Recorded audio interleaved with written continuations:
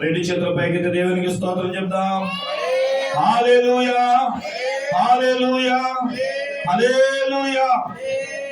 కొద్ది నిమిషాలు దేవుని వాక్యాన్ని ధ్యానం చేద్దాం. యోబు గ్రంథము, భక్తుడైన యోబు 31వ అధ్యాయము 34వ వచనాన్ని చదువుకుందాం, లేదా 33, 34 కలిపి చదువుతాం. ఆదాము చేసినట్లు నా దోషములను దాచిపెట్టుకొని మహాసమూహములకు భయపడి కుటుంబముల తిరస్కారములకు జడిసియు నేను మౌనముగా నుండి ద్వారము దాటి బయటకు వెళ్ళక రొమ్ములో నా పాపములను కప్పుకొనిన ఎడల పరమనున్న దేవుని దృష్టికి నేను వేషధారిని అవుదును. చాలండి. చదవబడిన వాక్యాన్ని మనం ఆగి పరిశీలిస్తున్న దేవుని బిడ్డలారా, భక్తుడైన యోబు మహాశ్రమల గుండా వెళుతున్న దినాలవి. తనను చూడడానికి వచ్చిన స్నేహితులు 7 రోజులు దాన్ని గుర్తుపట్టలేక ఏడుస్తూ ఉండి, తరువాత స్నేహితుడైన యోబుని పలకరిస్తూ ఎన్నో విషయాలు మాట్లాడుకుంటుండగా ఈ 31వ అధ్యాయములో తను చేసిన నిబంధనను, తాను కలిగి ఉండవలసిన జాగ్రత్తల గురించిన విషయాలు యోబు భక్తుడు ధ్యానిస్తున్నాడు. మీరు 31వ అధ్యాయం మొదటి వచనం మీరు ఇంటికాడి నుంచి మొదలు పెడితే ఆయన అంటున్నాడు కదా, నేను ఎన్ని నిబంధనలు చేసుకున్నాను. ఆయన అంటున్నాడు, మొదటి నిబంధన అక్కడ అంటున్నాడు, నేను నా కనులతో నిబంధన చేసుకున్నా. ఈరోజు మనం కూడా జనవరి 1కి తీర్మానం తీసుకున్నారా, ఈ సంవత్సరం అది చేస్తా, ఇది చేస్తా, పొడి చేస్తా, చించేస్తా అన్నారా లేదా? అదే. ఈ సంవత్సరం బాగా చదువుతా అన్నారా పిల్లలు అన్నారా? ఓకే. ఈ సంవత్సరం బాగా తింటా అన్నారు మీరు? గమనించండి, చాలా సంతోషం. ఇక్కడ ఏమంటున్నాడు, ఈ సంవత్సరం నేను ఒక నిబంధన చేసుకుంటా, నా కళ్ళతో పరస్త్రీని నేను చూడను అంటూ చాలా కట్టడలు చెప్పుకుంటూ వచ్చాడు. అలా చెప్పుకుంటూ నేను మరి 1వ తారీఖు తీర్మానం చేసుకున్నా, ఈరోజు 18 రోజులు అయింది, నేను చేసుకున్న తీర్మానాలు ఏంట్రా అని వెనక్కి తిరిగి చూస్తేనంట ఈ విషయం చెప్తున్నాడు. ఏమని? ఆ రోజు ఆదాము చేసిన పని నేను చేశాను అంటున్నాడు. ఏం చేశాడంట? మరొకసారి చదువుతాను చూడండి. ఆదాము చేసినట్లు నా దోషము దాచిపెట్టుకొని మహాసమూహమునకు జడిసియు భయపడియు కుటుంబ తిరస్కారమునకు జడిసియు నేను మౌనముగా నుండి ద్వారము దాటి బయటి వెళ్ళక రొమ్ములో నా పాపము కప్పుకొనిన ఎడల పరమనున్న నేను దేవుని దృష్టికి నేను వేషధారిని అవుదును. ఇక్కడ యోబు భక్తుడు ఏం చెప్పాలనుకుంటున్నాడు అంటే, ఆదాము చేసిన పని నేను చెయ్యట బట్టి నేనండి దేవుని దృష్టికి వేషధారిని అయ్యాను అంటున్నాడు. నేను ఒక జోకర్ అయ్యా, నేను ముసుగు వేస్తున్న వ్యక్తులయ్యా. కారణం ఏంటి అంటే, ఆదాము ఎలాగైతే పాపము చేసి చెట్టు చాటును దాగుకొని దేవుడికి భయపడి దేవునికి ఎవరి కంటికి కనబడకుండా మరుగై ఉన్నట్లు, నా పాపములను, నా కుటుంబ పాపములను ప్రతి ఉదయం లేచి బలర్పించినట్లు అర్పించే నా జీవితంలో ఒప్పుకోవలసిన వ్యక్తిని నేను కప్పుకున్నానే, విడిచిపెట్టవలసిన దానిని బిగబెట్టుకున్నానే, వదిలివేయవలసిన వాడిని దాచిపెట్టుకున్నానే. కాబట్టి నేను చేసిన పొరపాట్లు ఎలాంటివి అంటే, మనుషులకు అవి తెలియకపోవచ్చేమో కానీ నేను దేవుని దృష్టికి వేషధారిని అయ్యాను అంటున్నాడు. బైబిల్ ఏమంటుంది? గలతీయులకు రాసిన పత్రిక 2వ అధ్యాయము 6వ వచనాన్ని కనుక మనము పరిశీలన చూస్తూ ఆ చివరి వచనములో లేదా 6వ వచనములోని చివరి మాట మనం చదివితే అక్కడ రాస్తూ ఆ కింద ఆ పేజీ తిప్పకుండా కింద చూడండి, అక్కడ ఏమని రాయబడిందంటే, నరుని వేషము దేవుడంట లక్ష్య పెట్టడని. 6వ వచనం చివరి లైన్, అక్కడ 2-3 లైన్లు ఉన్నాయి. చివరి మాట ఉందా అందరూ ఏంటంటే దేవుడు నరుని వేషము చూడడు అంటున్నాడు. ఏం చూడంటే దేవుడు, నేను వేషధారణయ్యాను దేవుని దృష్టికి, కానీ నాకు తెలిసినది ఏంటి అంటే అలా వేషధారణగా ఉంటేనంట దేవుడు నన్ను చూడడు. దేవునికి దూరం ఆదాము అయినట్లు, దేవునికి దూరం భక్తులు అయినట్లు నేను దేవునికి వేషధారణగా ఉంటే దూరం అయిపోతాను. అందుకు నేను భయపడాల్సింది నేను ఆ విషయానికి భయపడకుండా నేను ఏవేవో విషయాలకు భయపడుతున్నాను అంటూ భక్తులు చెబుతున్నారు. నేను ఇవన్నీ మీకు చెప్పను కానీ ఇందులో ఒక మాట నన్ను ఎందుకు ఆకర్షించింది. 3వ లైన్లో 34వ వచనంలోని 3వ లైన్లో ఉంటుంది కదా, నేను మౌనముగా నుండి ద్వారము దాటి బయటకు వెళ్ళక అంటున్నాడు. ఒప్పుకొని తప్పుకోవాలి. సామెతల గ్రంథం 28వ అధ్యాయం, సామెతల గ్రంథం 28వ అధ్యాయంలో ఎన్నో వచనం 13 అతిక్రమములు దాచిపెట్టుకున్నవాడు వర్ధిల్లడు, వాటిని ఒప్పుకొని విడిచిపెట్టేవాడు కనికరమైన పొందుతాడని బైబిల్ చెప్తుంది. అంటే దేవుని దగ్గర ఒప్పుకోవలసిన భక్తుడు మౌనంగా ఉండి తప్పుకుంటున్నాడు, దాచిపెడుతున్నాడు. బయటికి వెళ్ళి అనేకులకు చూపించవలసిన వాడు తన పాపము శాపమై తన నుదుటి మీదకి వచ్చేటప్పటికి బయటికి వెళ్లకుండా దాటలేక పరిస్థితికి వచ్చింది. అందుకే అక్కడ చూడండి, అక్కడ రాయబడింది ద్వారము దాటి బయటకు వెళ్ళక అనే మాట నన్ను ఆకర్షించింది. దాటిపోవలసిన వ్యక్తి దాటలేకపోతున్నాడు. పాపమును విడిచిపెట్టవలసిన వ్యక్తి నేడు పాపాలు విడిచిపెట్టలేకపోతున్నాడు. దాటి వెళ్ళకపోతే ఏమవుతుంది? చదవండి ఆ మాట.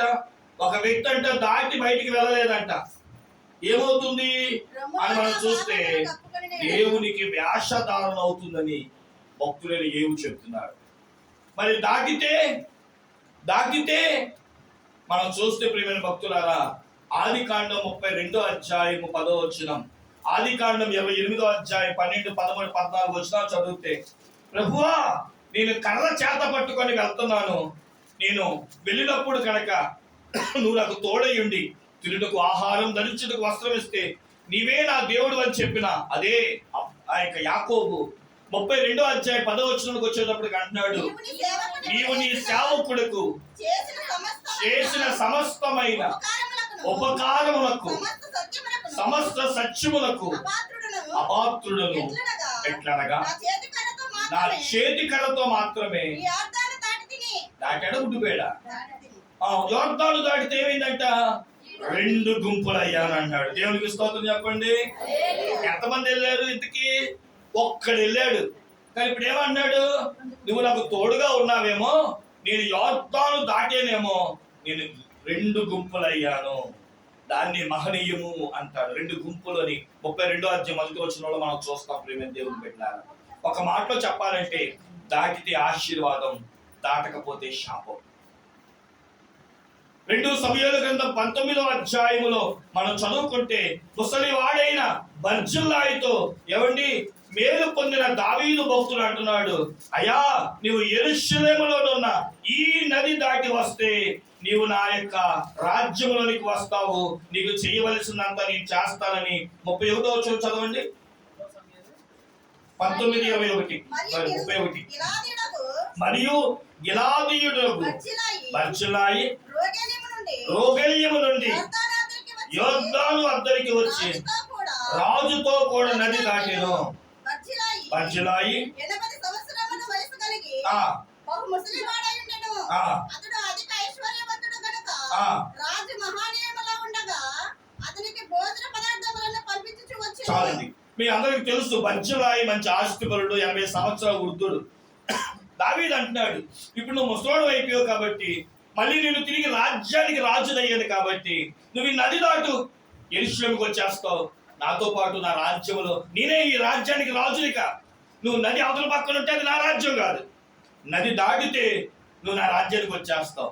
ఇక నీకేం కావాలని నేను చూస్తానంటే ఈ ముసలివాడు అంటాడు కదా, నాకు కళ్ళు ఉన్నాయా ఏంటి, నువ్వు చూపించే అందాన్ని చూడడానికి, పళ్ళు ఉన్నాయా ఏంటి, పెట్టింది తినడానికి, ఎవరు నువ్వు చేసినంత వినడానికి నాకు చెవులు ఉన్నాయా ఏంటి, నేను నది దాటలేను కానీ నా మనవన్నో నా కొడుకును తీసుకెళ్ళి అంటాడు. ఈరోజు ప్రేమ దేవుని బిడ్డలారా, దేవుడు ఒకటే చెప్తున్నాడు, నీ పాపాన్ని దాటిరా, నీ శాపాన్ని దాటిరా. కొత్త సంవత్సరం దేవుని మహాకృప చేత నువ్వు దాటొచ్చావు. దేవుడు అన్నాడు, ఈ సంవత్సరంలో ఇంకొన్ని నువ్వు దాటాలి. అవి దాటితే నీ జీవితంలో ఆశీర్వాదం, అవి దాటకపోతే దేవుని దృష్టికి వేషధారణవి. బైబిల్ గ్రంథములో భక్తుడు దాటిని వెళ్ళిన అనుభవాలు ఉన్నాయి. మనం కూడా చక్కని పాట పాడతాం. అదేంటంటే, నా సంకటములన్నీయు తీరిపోయే, సంహారదుట నన్ను దాటిపోయే. ఏంటంటే సంహారదుడు దాటి రాకపోతే ఏమైందంట, ఇంట్లో వద. నిర్గమకాండం 12 తెలుసు కదండి. కత్తి దూసి ఒక దేవదూత బయలుదేరుతుంది. నీ ఇల్లు దాటాలంటే ఏముండాలి? నీ ఇంటి మీద రక్తం, నీ గడపల మీద రక్తం, రక్తపు కొమ్ము కనబడాలి. అలా లేకపోతే ఇంట్లోకి వస్తాడు. నీ ఇంట్లోకి రాకూడదంటే ఏముండాలి? ఇంటి పైన రక్తపు ముద్ర ఉండాలి. సంహారకుడు దాటిపోవాలంటే రక్తముద్ర ఉండాలి. లేకపోతే లోపలికి వచ్చి ఏం చేస్తాడు? నీ జ్యేష్ఠ పుత్రుడిని సంహరిస్తాడు. వేదన, కన్నీరు, ఏడుపు. బైబిల్ గ్రంథంలో ఎంతో మంది దాటలేక, బైబిల్లో మాట ఉంటుంది కదా, మోషే భక్తుడే కానీ యొర్దానును దాటలేక ఏం చూసాడు? దూరం నుంచి కానాను చూచి దండం పెట్టుకుని, అయ్యా నేను అక్కడికి దాటి రాలేదు, ఎందుకంటే నేను చేసిన లోపాలు కొన్ని ఉన్నాయి, అందుకని దాటలేక. చాలా మంది జీవితంలో కొన్ని దాటలేకపోయారు, అందుకని వారు దూరం చూసి సరిపెట్టుకున్నారు. కానీ నేటి 2025 సంవత్సరంలో ఆశీర్వాదములకు కారకుడైన ప్రభు నువ్వు దాటి వస్తే కొన్ని ఆశీర్వాదాలు ఇవ్వాలని ఆశపడుతున్నాడు. కానీ ఎందుకు మనం ఏం దాటాలి? ఈరోజు ఒకటే తీర్మానం, నేను దేవుని దృష్టికి వేషధారణ కాకూడదు అంటే నేను దాటవలసిన ద్వారం ఏదో ఉంది, గుమ్మం ఏదో ఉంది. నేను దాటి వస్తే నా జీవితంలో గొప్ప ఆశీర్వాదాన్ని చూస్తాను. బైబిల్ గ్రంథంలో కొన్ని దాటి రమ్మని కొన్ని విషయాలు రాశారు. త్వరగా చదువుకుందాం. సామెతల గ్రంథము 1వ అనుభవం దగ్గరికి వస్తున్నాను. 24వ అధ్యాయము 30వ వచనం. సామెతల గ్రంథం 24:30. సోమరి వాని చేను నేను దాటి రాగా. ఏం కనబడిందంట? తెలివి లేని వాని ద్రాక్ష తోట నేను దాటి రాగా, ఇదిగో మొండు తుప్పలు బలిసి ఉండేను. చాలండి, ఇక్కడ ఒక మాట మనం తీసుకుందాం, సరిపోతుంది. ఏంటది? సోమరితనాన్ని దాటాలి. చెప్పండి, ఏం దాటాలండి ఈ సంవత్సరం? అన్నారు మనలో ఎవరైనా ఏమంటారు? తిన్నామా, కూర్చున్నామా, తెల్లారిందా అన్నట్లు ఏ పని ఉండదు. మగవాడు కష్టపడాలి, స్త్రీ పని చేయాలి. ఏ పని? ఇంటి పని అయినా చేయాలి. గమనించండి ప్రియమైన వాళ్ళారా, సోమరితనము. అందుకనే సృష్టికర్త అయిన దేవుడు జ్ఞాని అయిన సొలొమోనుతో పాట రాయించాడు. సామెతలు 6:6.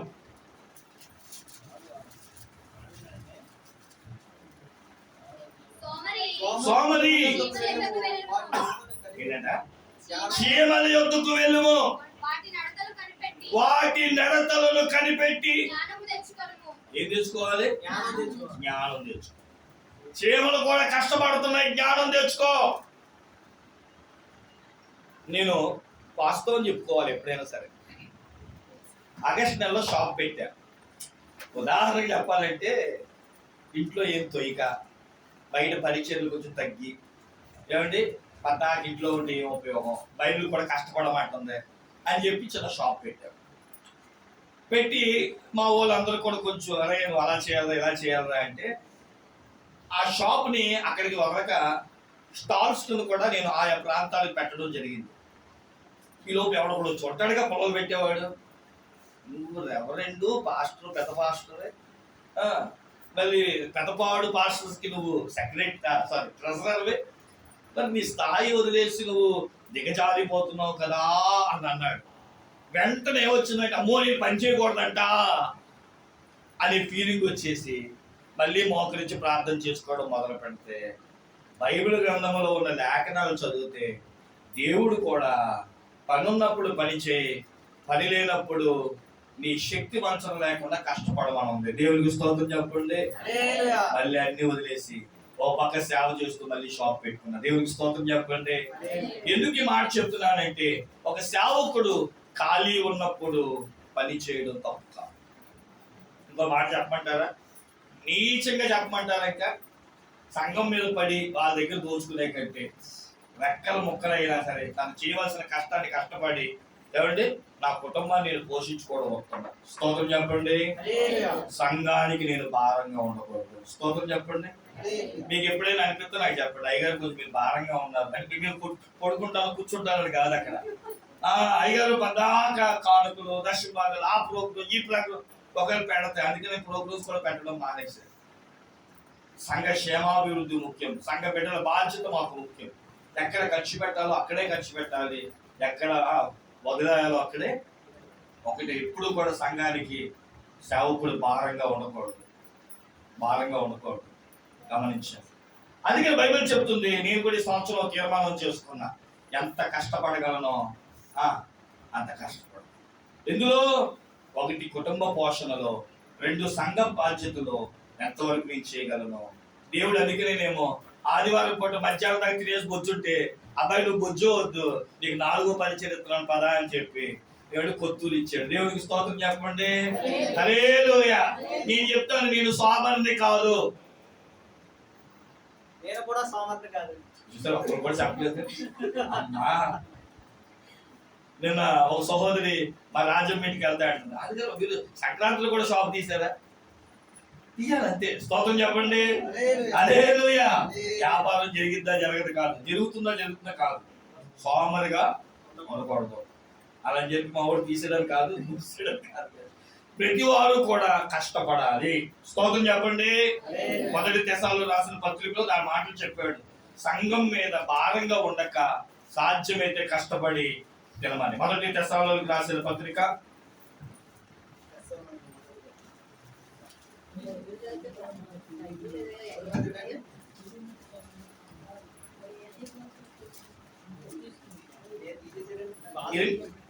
2 తెస్సలోనికీయుల పత్రిక 3వ అధ్యాయం 8వ వచనం. ఎవరి యొద్దను ఉచితముగా ఆహారం పుచ్చుకొనలేదు, మేము మీలో ఎవరికి భారముగా ఉండకూడదని ప్రయాసతోనూ కష్టముతోనూ రాత్రి పగలు పని చేయొచ్చు జీవము చేసి తిని. ఇది నేను అనుకుంటాను, ఇది నాకే. తల్లులు, విశ్వాసులు ఏమంటారు మీరు? ఇంటికాడ ఉండే వాళ్ళ గురించి నేను మాట్లాడుతున్నా ఈరోజు. హౌస్ వైఫ్స్ ఇవ్వతరా? గమనించండి, పురుషులే గాని స్త్రీలే గాని సోమరితనంగా, ఒకవేళ పని పాట లేకపోతే ఇందాక కాన్సెప్ట్ చెప్పేంటది, గంట సేపు అయిన ప్రార్థనలో కష్టపడండి, మోకాళ్ళ మీద కష్టపడండి. ఒకప్పుడు అరగంట కూడా ఉండలేదు మన కాలుని. ఈ రోజు నుంచి నేను గంట సేపు దిగకుండా మోకాళ్ళ మీద ఉంటాను. అది కూడా గొప్ప ఆశీర్వాదమే. దేవునికి స్తోత్రం చెప్పండి. అలా అని చెప్పి ఎత్తున్నాడు కదా, పెడుతున్నాడు కదా అని చెప్పి తినేసి నాలాగా 100 కేజీలు దాటమాకండి. దేవునికి మహిమ కలుగును గాక. నేను బైబిల్ గ్రంథం చదువుతున్నప్పుడు ఒక భక్తుడి గురించి చెప్పినప్పుడు, నేను ఒక దైవజనుడు చెప్పినప్పుడు విన్నా. మన యేసన్న గారంట, ఆయన చెప్పిన ప్రసంగాలు ఒక ప్రసంగం నేను విన్నాను, ఒక భక్తుడు చెప్తే నేను విన్నాను. మనందరికీ 38 సంవత్సరాల నుంచి కోనేరు దగ్గర పడి ఉన్న ఒక ఆయన ఉన్నాడు. రోగం పేరు చెప్పలా, కానీ వయసు చెప్పాడు. ఎన్ని సంవత్సరాలండి? కానీ ఆ రోగము, ఆ కోనేరుకు ఒక అనుభవం ఉంది. ఏంటది? ఎప్పుడో ఒకప్పుడు దేవదూత వస్తుంది, నీళ్లు కదిలిస్తుంది, మొదటి దిగినోడికి స్వస్థత కదా. 38 సంవత్సరాల నుంచి దేవదూత రాలేదా? వచ్చింది. నెలకో 2 రోజులకో రోజుకో ఒకసారి వచ్చేది. విచిత్రం ఏంటి తెలుసా? ఈయన కూడా దూరంగా లేడంట, ఆ కోనేరు పక్కనే ఉన్నాడంట. ఆ దైవజనుడు చెప్పిన మాట ఏంటి తెలుసా? ఈ 38 సంవత్సరాల వాడికంట, ఉదాహరణ చెప్తాను. ఇప్పుడు మంచం చివరిని కూర్చొని దిగాలి అనుకున్నవాడు, పిల్లలు ఉంటారు కానీ చూస్తూ ఉంటాడు రీల్స్. ఆడు చూడండి, కింద దుండేసుకుని అయినా సరే పైనుంచి కింద పడతా ఉంటాడు. ఈ 38 సంవత్సరాల రోగి కొంచెం ముట్టి అలా జరిగితే కింద పడ్డా అది ఏం కనపలేదు. అది నేను మాట చెప్పకూడదు మైక్ లో. అది కూడా కదపలేదండి. కదిపినా బాగుండి ఏనాడు లేచి ఇంటికి వెళ్ళిపోతాడు. దేవునికి స్తోత్రం చెప్పండి. కొంతమందికి ఇది కూడా బతకం. కంచం కూడా కడగరు, బట్టలు ఉతకరు. ఏమండి, నేను సోమరిగా ఉండకూడదు. ఈ సంవత్సరం నేను సోమరితనాన్ని దాటిపోవాలి. స్తోత్రం చెప్పండి. హల్లెలూయా. కాబట్టి దేవుని మీద శ్రద్ధగా పనిచేసేవాడు ఏలుబడి చేస్తాడని, పని చేయవానికి జీతం ఉందని బైబిల్ కూడా ప్రకటన 22లో రాస్తాడు. వాని క్రియల చొప్పున నేను జీతాన్ని సిద్ధపరచాను. పని చేసేవాడికే జీతం, సోమరికి ఏముండదు చెప్పండి. ఇదే సామెతలో ఉండదు. సోమరి వాడికంట ఇంకా కొంచెం నిద్ర, ఇంకా కొంచెం నిద్ర అంటే ఆ ఇంట్లోనంట డబ్బులు ఉండవు, వ్యాపారం ఉండదు. కాబట్టి చింపురు కొట్లు, ఏమండి, చింపురుతనం ఉంటుందంట, దరిద్రం ఉంటుందంట. ఈరోజు కొంతమంది ఇంకా దరిద్రులు ఎందుకు ఉంటున్నారంటే నేను అనుకుంటాను సోమరి ధనం బట్టేమో. శ్రద్ధగా పనిచేస్తే రూపాయలు సంపాదించుకుంటాడు, మంచి తిండి తింటాడు, మంచి వస్త్రాలు. దేవుడు పనిచేసేవాడికే జీతం ఇస్తాడు, పనిచేసేవాడే దేవుడు చేత దీవించబడతాడు. దేవునికి స్తోత్రం చెప్పండి. ఈ సంవత్సరం ఏం దాటిపోదాం? గట్టి చెప్పండి అమ్మా, ఏం దాటిపోదాం? ఇప్పుడు నేనేమనాలంటే, మా అయ్యగారు ప్రభునందు నిద్రించారు, జుత్తిక విశ్వాసులు అయ్యగారు ఎప్పుడు కూడా వాళ్ళని ఒక మాట చెప్పి, చేతులెత్తి దేవునికి స్తోత్రం చెప్పండి. దేవునికి స్తోత్రం. ఈ మాటని చెప్పినట్టు పక్కన వాడు ఎత్తాలా అనేదంట. మా అయ్యగారు చెప్పేవాళ్ళు, ఆ పక్కన ఒక ఆవిడ ఉందంట, బద్ధకం. దాని దెయ్యం పేరేంటి? బద్ధకం దెయ్యం అంట. బైబిల్లో కూడా ఉంది. 18 సంవత్సరాల నుంచి నడుము మూంగిన బలహీన పరిచే దెయ్యం. ఏ దెయ్యం అంటే అది? ప్రతి దాంట్లో దెయ్యాలు ఉన్నాయి. సోది చెప్పే దెయ్యం ఉంది, అలాగే బద్ధకం దెయ్యాలు ఉన్నాయి. దేవుని చేతులు దెయ్యాల గురించి చెప్పుకున్న తర్వాత ఇదేంటంటే బద్ధకం దెయ్యం అంట, బలహీన పరిచే దెయ్యం అంట. మా అయ్యగారు అంటే ఒకసారి చేతులెత్తి స్తోత్రం చెప్పండి అంటే ఈవిడంటే నేను ఎందుకు ఎత్తాలా, నేను ఎత్తాను అనుకుంటూ కూర్చుందంట. ఆ పక్కన ఉన్న దెయ్యం అంట, ఇదేదో బాగుంది, ఈవిడ నాకంటే బతకస్తున్నాలని ఈవిళ్ళు దూరిపోతుంది. ఈవిడ ఏమి లేకట్లేదంట. వచ్చినప్పుడు బాగానే వచ్చింది, వెళ్ళేటప్పుడు మట్టిగా. కాబట్టి అప్పుడు అయ్యగారు చెప్పారు, చురుగ్గా ఉన్నవాడికి దీవెనలు. అది బైబిల్లో కూడా ఏమంటుందంటే, హెబ్రీ స్త్రీలు అంట ఎలాంటి వాళ్ళు చెప్పండి, చురుకుగా ఉండడం కూడా గొప్ప ఆశీర్వాదమేనంట. పిల్లలు ఎంత చురుగ్గా ఉంటే అంత ముచ్చట, మనం ఎంత చురుగ్గా ఉంటే అంత దేవునికి ఇష్టం అంట. దేవునికి స్తోత్రం. ఎత్తితే పప్పలో, ఎత్తకపోతే తిప్పలో. మా అయ్యగారు అనేవారు, ఎత్తితే పప్పలో. ఏంటా పప్పలో? అన్ని పని చేస్తాయి, చక్కగా ఉంటావు, ఆశీర్వాదకరంగా ఉంటావు. ఎత్తలేదు అనుకోండి, ఎక్కడికప్పుడు ఇప్పుడు చలికాలం ఎక్కువైంది, చాలా మంది అంటారు అన్ని బెంగ పెట్టేస్తున్నాను. మీ ఇష్టం అమ్మా. మరొకసారి చెప్దామా? దేవునికి మహిమ కలుగునుగాక. మొదటిగా సోమరితనం, బద్ధకం అనే దాన్ని మనం దాటిపోవాలి. సంఘాల్లో, సహవాసాల్లో ఏమండి, బద్ధకం అనేది అస్సలు ఉండకూడదు. ఇక రెండవది మనం చూద్దాం పిల్లరా, ఏం దాటిపోవాలి? యోహాను సువార్త 18వ అధ్యాయము 1వ వచనం.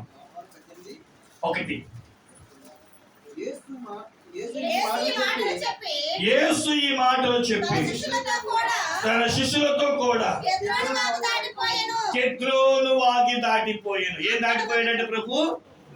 కెద్రోను వాగు. కెద్రోను వాగుకు అనుభవం ఏంటి? చదవండి. దినవృత్తాంతముల మొదటి గ్రంథం, 2వ గ్రంథం, 2 దినవృత్తాంతములు 29:16. 29:16. మీరు ఎంత స్పీడ్ గా తీస్తే అంత స్పీడ్ గా ముగించారు. 2 దినవృత్తాంతములు 29:16. పవిత్రపరచుటకై యాజకులు పోయి యెహోవా మందిరములో తమకు కనబడిన నిషిద్ధ వస్తువులన్నిటినీ తీసుకొని రాగా ఎత్తి కిద్రోను వాగులో పడివేసిరి. కిద్రోను వాగులో ఏం పడేశారంటే నిర్దోషత్వాన్ని పాడవేశారు. వస్తువు ఆ పక్కన తీశారు. నిర్దోషత్వం అంటే పాపాలను దాటిపోయారు. దేవునికి స్తోత్రం చెప్పండి.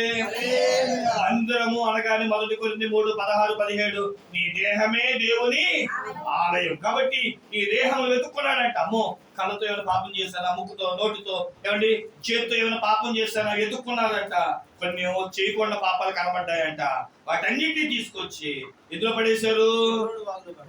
పాపాన్ని వదిలేసుకున్నారు. క్రీస్తు రక్తంలో కడగబడ్డారు. కిద్రోను వాగు అనగా ప్రేమ దేవుని బిడ్డలారా, నిషిద్ధ వస్తువులను పడవేసే స్థలం అనగా పాపాన్ని దాటిపోయే నది అని అంటారు దాన్ని. ఇప్పుడు ఏం దాటాలంటే మనం ఈ సంవత్సరం దేన్నైతే నిన్ను పాపం అనే దాంట్లో పడవేస్తుందో దాన్ని మనం ఏం చేయాలంటే అండి, ఈ సంవత్సరం విడిచిపెట్టి నా దేహములో దేవునికి ఇష్టం లేనిది ఏంటి, ఏది దైవజనులు మాటి మాటికి నన్ను వదిలేయి అని వాక్యము ద్వారా నన్ను ఖండిస్తున్నారు. దేన్ని బట్టి అయితే దైవజనులు నువ్వు ఇది మానలేదని ఇంకా దేవుని దగ్గర ఏడుస్తున్నారు, వాటిని ఏం చేయాలంట, ఈ సంవత్సరమైన తీసి పారవేసి ఇక నిశ్శబ్దం అనేది నా దగ్గర ఉండకూడదు. ఎందుకంటే నా ప్రభు పరిశుద్ధుడు, నేను కూడా పరిశుద్ధంగానే జీవించాలి. ఈ రోజంట మనం అందరము మన పాపాలను దాటిపోదుము గాక. ఇక మూడో మాట చెప్పి నేను ముగించేస్తాను, ఇంకా మిమ్మల్ని ఇబ్బంది పెడుతున్నాం. ఎవరి ఇప్పటికీ చాలా సమయం అయింది. చదవండి, 3వ అనుభవాన్ని చదువుకుందాం. 1 యోహాను పత్రిక 3వ అధ్యాయం 14వ వచనము. 1 యోహాను పత్రిక 3:14. మనము సహోదరులము ప్రేమించుచున్నాము గనుక మరణములో నుండి జీవములోనికి దాటి ఉన్నామని ఎరుగుదాము. ఏం దాటిపోవాలంటే మూడవది మరణాన్ని దాటిపోవాలంట. ఎన్ని మరణాలు ఉన్నాయి మనకి? ఎన్ని మరణాలు ఉన్నాయమ్మా? ప్రకటన 22:15.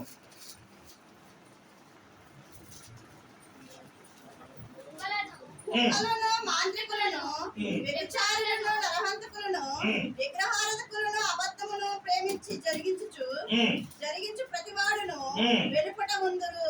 20:15. ప్రకటన 20:15. ఎవని పేరైనను జీవ గ్రంథమందు 14 మరణమును మృతులోకమును అగ్నిగుండములో పడవేయబడును. ఈ అగ్నిగుండము రెండవ మరణము. 2 మరణాలు ఉన్నాయి మనకి. బైబిల్ చెప్తున్న మాట ఏంటో తెలుసు, ప్రతి వాడికి 2 మరణాలు ఉన్నాయంట. ఏంటంటే 2 మరణాలు అంటే, ఒకటి బాప్తిస్మము. యేసుక్రీస్తు నమ్మి విశ్వసించి బాప్తిసం పొందడము అంటే ఒకసారి ప్రభువులో చనిపోవడం, ప్రభువు కోసం చనిపోవడం, ప్రభువు కోసం ఈ యొక్క క్షయమైన శరీరాన్ని విడిచిపెట్టడం. అనగా ఒక మాటలో చెప్పాలంటే బాప్తిసం తీసుకోవడం అంటే పాతి పెట్టడం, మరణించడం అని లెక్క అన్నమాట.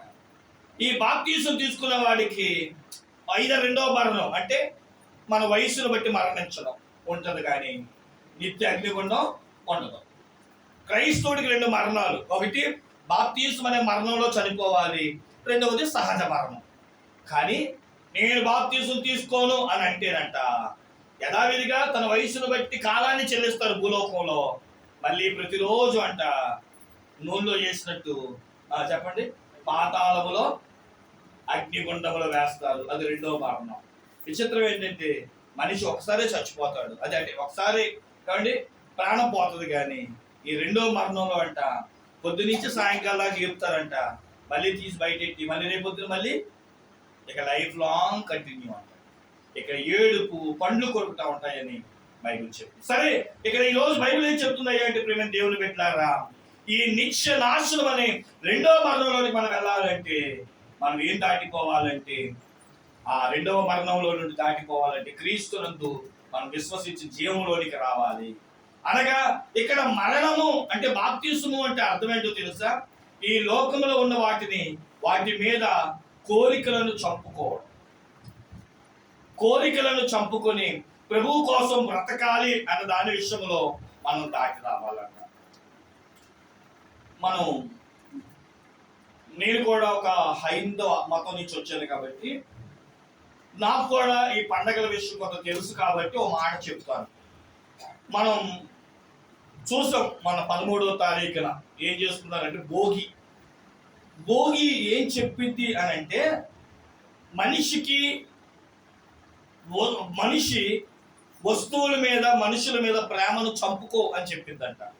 అందుకనే ఇది మా అమ్మమ్మది మా తాతది అని చెప్పి ఇప్పటికీ పాత సామాన్లు కుర్చీలు మంచాలు మా తాతది దాచుకుంటారు. ఆ భోగి రోజంట వాటిని ఏమండి మనసు చంపుకొనైనా సరే వాటిని ఏం చేయాలంట, పాతవి ఇరిగిపోయినవి ఇంట్లో ఉండకూడదు కనుక తీసుకెళ్ళి వేయాలంట. ఈ భోగి మంట చూసినప్పుడు వాళ్ళు నేర్చుకోవాల్సిన రెండవ విషయం ఏంటంటే, నేను కూడా కాటికి వెళ్ళవలసిన వాడిని కాబట్టి మమకారాలు చంపుకోవాలి అని హిందువులు నమ్ముతారు. అలాగే మనం కూడా బాప్తిస్మము అనేది ఏం చెబుతుందయ్యా అంటే మమకారాన్ని చంపుకోవాలి. భర్త మీద కానీ, బిడ్డల మీద కానీ, లోకం మీద కానీ, లేదంటే బంధుత్వం మీద కానీ నేను వీటిని చంపుకొని క్రీస్తు కొరకు బ్రతకాలి అనుకోవడమే రెండవ మరణం. ఈరోజు చాలా మంది ప్రియమైన దేవుని బిడ్డలారా ఈ మరణంలోనికి రాలేకపోతున్నారు, అంటే చంపుకోలేకపోతున్నారు, పాపాన్ని విడిచిపెట్టలేకపోతున్నారు. ఈ సంవత్సరం మనం ఒక దాటిపోవాలి. ఏంటిది అదంటే ప్రియులారా, నీ యొక్క శరీర సంబంధమైన జీవితాలతో తెగతంపులు చేసుకుని, అంటే దీని మీద అనే దాని మీద ఆశ అనేది చంపుకోనంట దైవత్వం వైపుగా నీ సంవత్సరం చూచి నేను జీవములోనికి రావాలి అంటే ఈ లోకపు మరణం అనే బంధువులు బంధత్వాలను కూడా మనమంట సాధ్యమైనంత వరకు చూడండి, మరణించే వాళ్ళు ఇక అన్నిటిని కూడా ఏం వదిలేసుకుంటారంటే ఇష్టాలు వదిలేసుకుంటూ ఉంటారు. కొంతమంది చూస్తూ ఉంటారు, జ్వరంతో ఉన్నప్పుడు ఏం వదిలేయాలంట, చికెన్ తినడం, మటన్ వదిలేయాలంట. ఒకవేళ కాదు కూడదని తిన్నాం అనుకోండి ఏమొస్తుంది, మళ్ళీ జ్వరం తిరగేస్తుందంట. అలాగే ఇంకా చెప్పుకోవాలంటే చాలా విషయాలు ఉంటాయి, మనం చెప్పుకోక్కర్లా. కొన్నిటిని వదిలేస్తేనే కొన్నిటికి క్షేమం. అలాగే మనం కూడా లోకాన్ని లోక మర్యాదను విడిచిపెట్టగలిగితే కొలస్సీ పత్రికలో మాట్లాడే చూడ మాట ముగించేసుకుందాం. 3వ అధ్యాయం 1-3 వచనాలు చదువుకొని వాక్యాన్ని ముగించుకుందాం. కొలస్సీ 3:1-3 వచనాలు. మీరు క్రీస్తుతో కూడా లేపబడిన వారైతే పైనున్న వాటిని వెతుకుడి, అక్కడ క్రీస్తు దేవుని కుడిపార్శ్వమున కూర్చొని ఉన్నాడు అని రాయబడి మాట మనం చూస్తాం. పైనున్న వాటినే వెతకండి. మనం ఏం చూస్తున్నాం, నా చెల్లి, నా అక్క, నా బంధువుడు, మా అమ్మ, మా నాన్న, ఇవన్నిటి మీద మమకారాలు పెట్టుకొని విడవలేకపోతున్నాం. కానీ పైనున్న వాటి ఒకప్పుడేంటి, నేను చాలా ఇష్టంగా ప్రార్థన చేసే ఒక ప్రార్థన మీరు కూడా చేసుంటారేమో.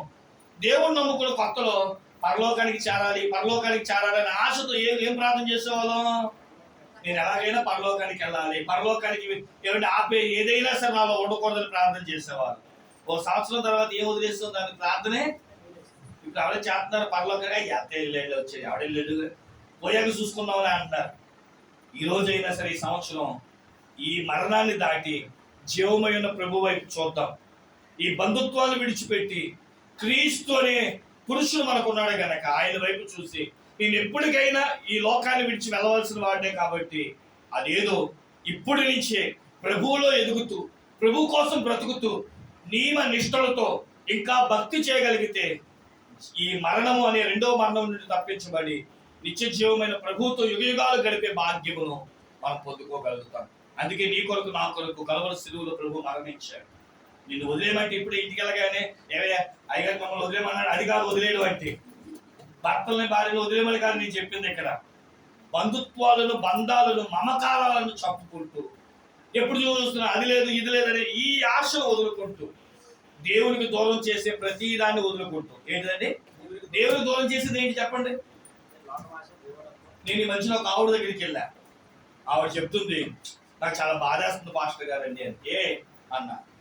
మా ఆయన నన్ను వదిలేసి పదాక ఫోన్ పెట్టుకొని చూస్తున్నాడండి. నిజమే, ఈరోజు భార్య భర్త ఇదే సమస్యలు ఎక్కువైపోయినాయి. మా ఆయన ఇంటికి వస్తాడండి, వచ్చిన కానీ ఫోనే. ఇక భార్య పిల్లలు తిన్నారా ఉన్నారా చదివారా ఏం అవసరం అసలు లేదు. ఇక ఏంటి విచిత్రం అంటే భార్యాభర్తల కంటే దేని ఏమి ఎక్కువైపోయింది, ఫోన్ ఎక్కువైపోయింది, టీవీ ఎక్కువైపోయింది. ఇప్పుడు స్త్రీలకు వచ్చేమో భర్త ఇంటికి వచ్చాడా, వచ్చిన రాగానే కాలు కడగాల, ఏమండి ఇవేమి లేవు. ఏమనంటే ఏమండి మొగలి రేఖలు అవన్నీ పూత రేఖలు అవన్నీ తర్వాత పెడతాను అంటున్నారు. భర్త కంటే టీవీలు ఎక్కువైపోయినాయి, భార్యల కంటే ఎక్కువైపోయినాయి ఫోన్లు. ఇవి దాటాలి మనం. ఇవి దీని మీద మనం ఈరోజు ఒక తీర్మానం చేసుకుందామా? భర్తలేమో నేను ఫోన్ ముట్టుకోనని, భార్యలేమో నేను రిమోట్ ముట్టుకోనని.